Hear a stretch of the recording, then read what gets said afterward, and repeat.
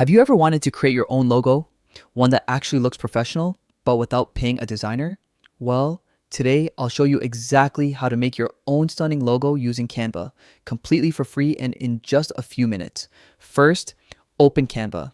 If you don't already have an account, it only takes a few seconds to sign up. Once you're in, type logo in the search bar.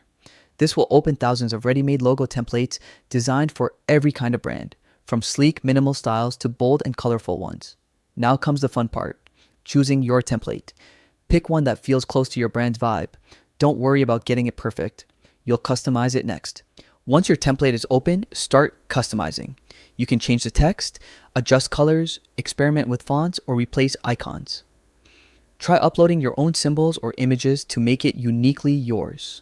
Canva makes it super easy to drag, drop, and tweak everything exactly how you want. If you want to get more creative, explore Canva's design features, like gradients, transparency, and even animation if you plan to use your logo in videos or social media.